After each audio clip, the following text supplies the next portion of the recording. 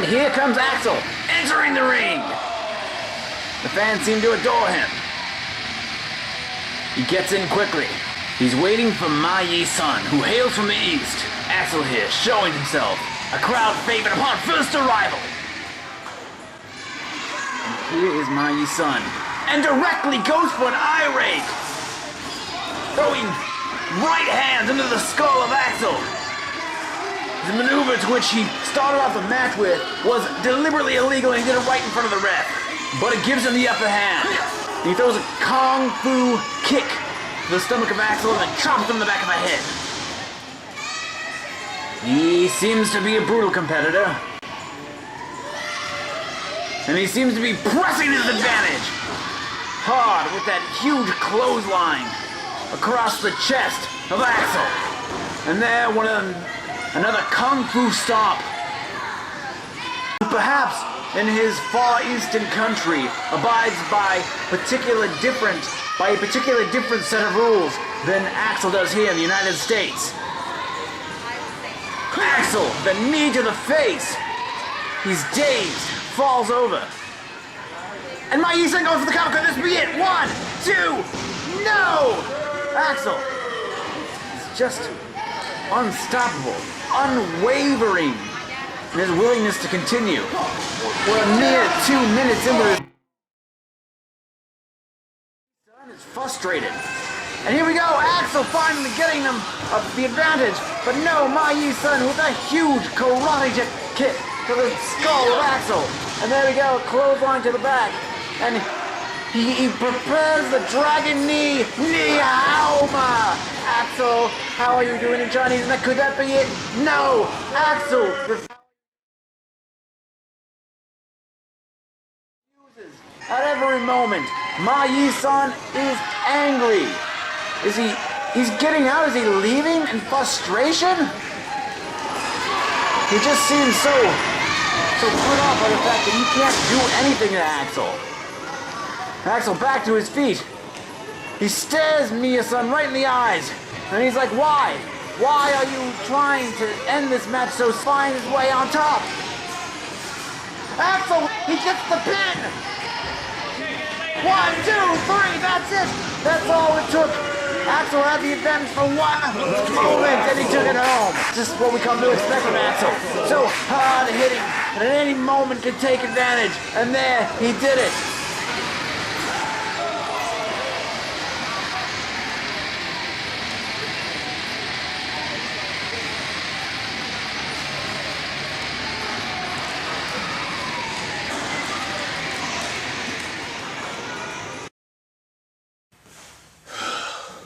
Axel, how do you feel about your victory over your opponent, Mayson? Look, from the moment I went out there, he was nothing but a cheater. In his heart and his soul, there is no truth of a warrior. He just does whatever he can to give himself the upper hand. And I was honestly surprised with the vicious assault that he brought on after he raked me in the eye and then threw me into the steel barricade. But I knew that once I got that moment, that Assad would work through me and I would find victory. I knew it before I even stepped out into the arena. So my victory was without question.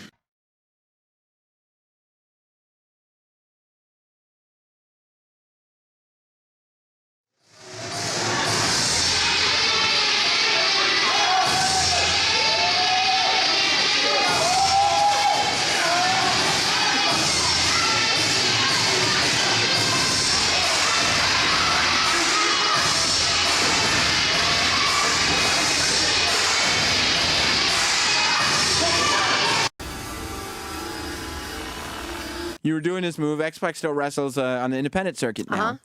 And tell her about the most famous, I guess, Bronco Buster. Yeah, so just to make a long story short, guy moves out of the way. And he avoids the Bronco Buster, Taylor. Okay. Which I've done a million times and not gonna hurt. I did have a similar injury a couple years before this, but You know, I didn't think it would. The chances of it happening again were astronomical. Astronomical. Yeah.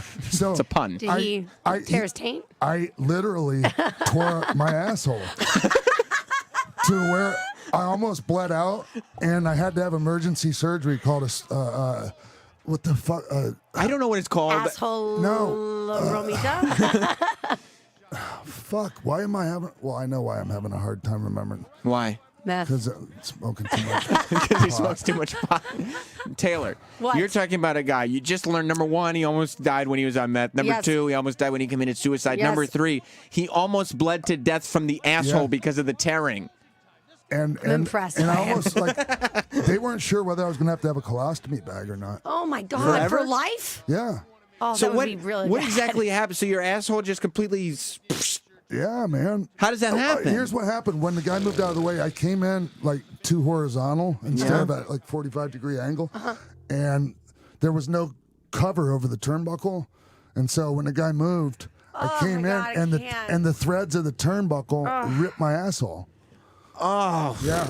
And you can see if you look at, there's the video right there. You can see me grab my ass and go, I tore my asshole. You can say that- you know that immediately. You can read it. Yeah, you can. And then he fucking hits me in the back with a, You can click that video. yeah. It's not working? Sphincterplasty. That's what it was called. Yeah. Sphincterplasty. Of course, it's when they have to rebuild the sphincter, Yeah. Taylor, which is... And I, I know. Have you ever had your anus torn? No, I have No. not had my anus torn. Okay, so different life experiences for different people. Yeah. Yeah. That's cool.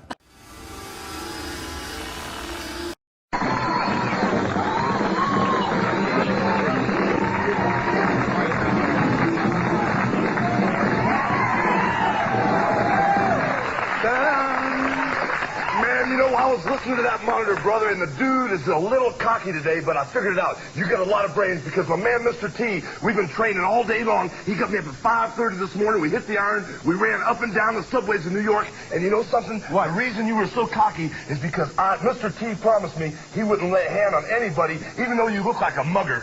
You do look like a mugger, that little sadistic face and that criminal forehead.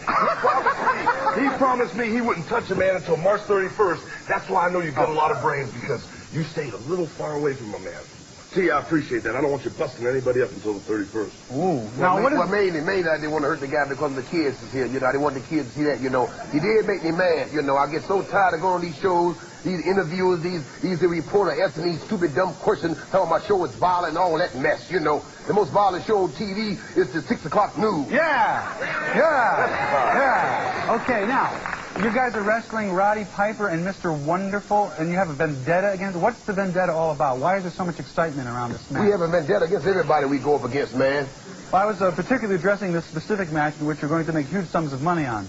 No, you don't know nothing about that. We might be doing it just because we like violence. Okay, I can. I just told you we didn't get no money when we cleaned up the mugger that was on that L train this afternoon. Well, he wouldn't have $8 million on him, bet. Well, you don't know what he had. You know, he was trying to mess with some people, but I tell you one thing, right now, the L subway is a little safer. Here. Okay, so I can go back down there now. Stop hitchhiking. Anyway, why is there a big vendetta? In this particular match, I know you guys have the word vendetta as an operative term in your lives, but specifically, this match. Hey, man, just speak English, man. Just speak so everybody can understand, you know. I don't know. The guy don't say the guy tell you all these big words, man. We speak brothers, man. That's why people relate to us. Because we just come out there, we talk to the poor people, we talk to the rich the same way. People are people. So let's deal on a straight line. You've more than made that point. Now, why are you so angry at the two gentlemen that you're fighting on Sunday? Well, you know, apparently you don't know what's going on, man. You must have been I in a do log know, cabin or something. Well, I'll lay it out for you, little dude. Let me tell you how okay, big dude. You know, Mr. T, he's been hanging around wrestling a long time. Maybe you don't know his background, man. The dude was an amateur champion in Chicago all 3 years in high school, man. Beat everybody in under 10 seconds, you know. And the thing is, the man won the bouncer contest 2 years in a row. He's not an actor. He is not an actor. The reason he's on the A-team, like he said, is TCB takes care of business better than anybody else I know. And the thing was, you know, he's been hanging out in L.A. at the matches, hanging out in Chicago, and on February the 18th, I had Roddy Piper defending the WWF heavyweight title. I had the man right where I want him, down on my knees. He was down on his knees begging for mercy, and then all of a sudden I got cheap-shotted. By who?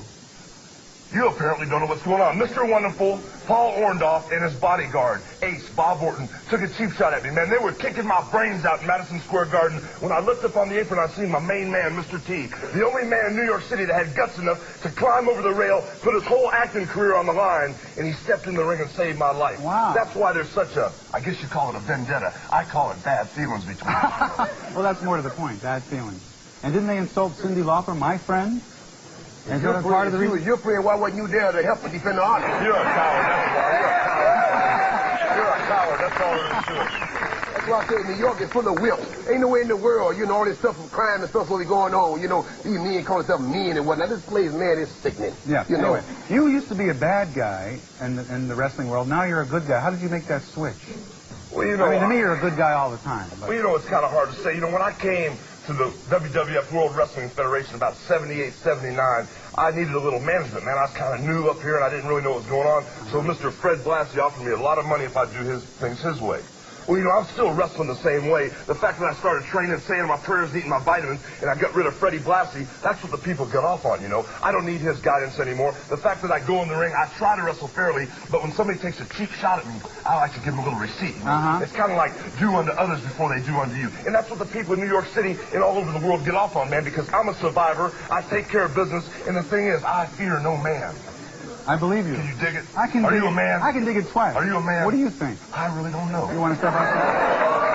Let me see. Why don't you guys? No. Why don't you guys? I want you to show me some.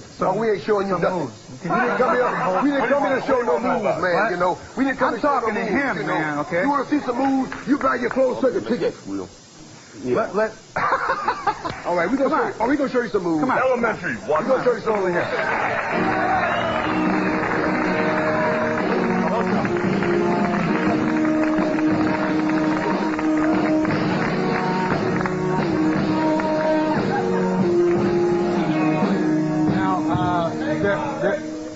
There's certain terminology in wrestling. For certain. We're gonna show you the body slam. Take those glasses off. We're gonna show you the body slam. Take off my glasses. We're gonna show you the peach squeak sandwich. You just stay right there. Don't you come over here. That's right. Okay. Now, the camel crusher. What's that? Camel clutch. I don't Camel use clutch. that move because... Well, show me one of the moves that you use. What's your famous move? Well, I'm going to have to stick to the basics with you. The floor is a little hard here, and I don't want you getting hurt. There's something Well, I don't want you called, getting hurt either, so, be careful. Yeah, you can apply, nice and easy if you bend over. No, sir. I'm sorry. Go ahead. All right, okay. Now, the first thing you need to know about amateur wrestling... Yes? Or professional wrestling or submission holds, you just tell me, brother, when you want him to quit squealing, okay? All right. It's called a front chin lock. How about it, T? Keep like that for a little while. Because he's all right. He's just sleeping. He's sleeping. Really, I was a sleeper hole. He'll be all right. He's waking up now. That was a serious move. A lot of people. See? It works. All right, brother. And now, we'll be right back after this word from you-know-who. We'll be right back.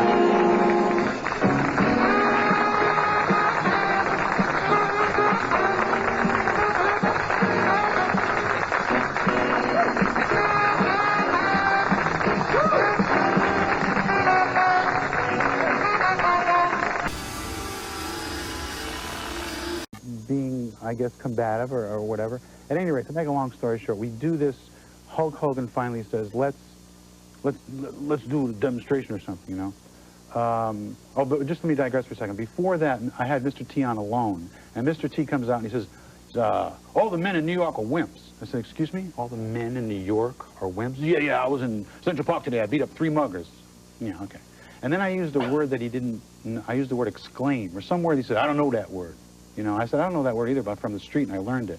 And the audience went, whoa, and he started pumping the thing, more, and smoke started coming out of his ears. He started channeling Farrakhan. So I went to a commercial.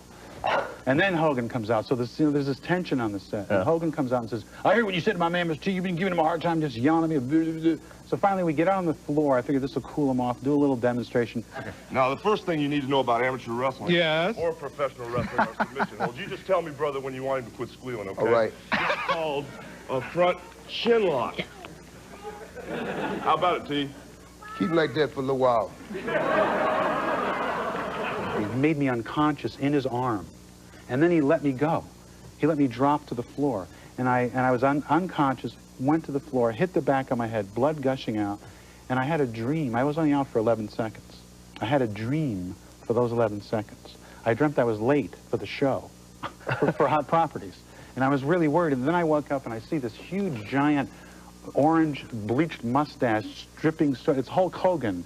You ever see that face on Mars? You know, that it's like this huge icon. And he helps me up, and blood's pouring out of the back of my head. And for some reason I said, and now, we'll be right back after this word from you-know-who.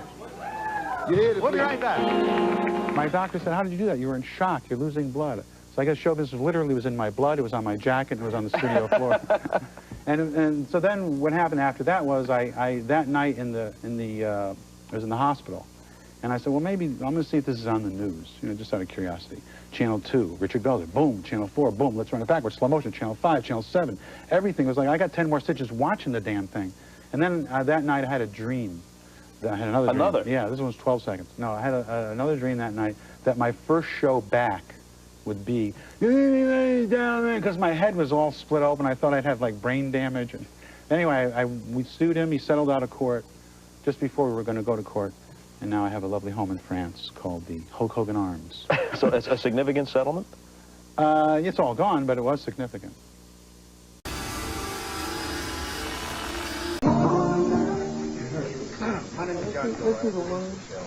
Richard was hurt. It was an accident. Hulk didn't mean to do it. These things happen in television. It is live television. And now I think Hulk and T should just talk about this kind of thing, how it can happen, and how to avoid it. Well, you know, I feel really bad about the situation. Richard asked me to demonstrate a professional wrestling hold, and that's exactly what I did. I put what is called a front chin lock on the man, and when I released him, he fell and hit his floor. It's a situation where you need to be a professional at all times, and the type of hold, when I would put that on a professional wrestler, I would apply probably 10 times as much pressure. I didn't realize that apparently he doesn't do any physical training at all. You know, I'm not sure because, I'm not saying that in a smart way. I really apologize. I mean, usually something like that I could put on Mr. T and there would be no problem at all, because he didn't give me any type of sign or say anything. It's a situation where I'd just like to warn people that if you're not a professional athlete or not a professional wrestler, don't try to copy what you see the athletes or the professional wrestlers do on TV. All right, in the add to what the Hulk's saying, this man is the champion of the world in wrestling. I don't know if you've seen the piece a while back on 2020. A reporter asked one of the wrestlers was wrestling fake or for real. So the wrestler slapped the interviewer twice upside the head. The guy wanted to know, was it fake or for real? I think he found out it was for real. I think this is fake. You think it's fake? What's that? Is that fake? Huh? What the hell's wrong with you? That's open hand slap, huh? You think it's fake? You talk like that with your face? Huh? What do you mean? Like I was saying earlier, this is not a joke. You see me training out here, I am serious. I don't get in that ring with these two guys I'm going up against Sunday. Joking. These guys are dangerous. I got to know what I'm doing. I used to be much better. I've trimmed down. I lost 27 pounds in 4 weeks. Like I said, I've been training with the Hulk. In this we're training hard. I've been eating right. We're throwing each other around. I have to be in top physical condition. I've been examined by a doctor, make sure I'm healthy. It's too many people going around saying, hey, I think it's phony, I think this here, The man asked, this is the champion. I wouldn't ask him myself to put me in a wrestling hold. He didn't get to be the heavyweight champion of the world in wrestling by playing. He's ready. We're ready for Sunday. Okay, but the point of this is that when Hulk got up and started to walk over there with Richard, I mean, there was a little sign between the two. They're like, we're going to teach him a lesson or something like that. So it did get a little dangerous. Well, let me explain. Number one, like I said, we are at our peak right now. Today is Wednesday. Like I said, it wasn't my idea to do this show, man. I didn't want to be doing interviews. We should be in training right now. The guys we're going against, Roddy and Piper, and Paul Orndorff and Orton, them guys ain't gave one interview. They are training. They are sleeping. We were getting interviews when I said I came because they told me it was some sick kids here. They told us there were 50 crippled children here in wheelchairs. That's why we're here today. Before we came down, there was a little sick child. He was dying. Came to our hotel. That was his wish to meet the Hulk and Mr. T. Well, there are children here, and they're all right. I'm saying we're here. We can understand that, but the premise of why we came on the show, they told us there were 50 children here, which we're happy to be here. Don't get us wrong. We feel real bad about the incident that just happened. You know, when the man asked me to put the wrestling hold on him, it was the most simple hold I could think of without taking him down on this hard floor or anything, you know. Right. But when somebody asks me to show him a professional wrestling hold, especially when they sit here and laugh in my face when I'm talking to him, I just showed him the simplest hold that I knew, and I thought he would at least be able to, you know. Well, Richard is the host and a very good one. And yes, I agree. He was not laughing in your face, and we hope everything is all right. I hope he's all right, too. Okay. I really do. All right, we're just going to take a commercial now. When we come back, we'll try to figure out what we're doing. Thank you.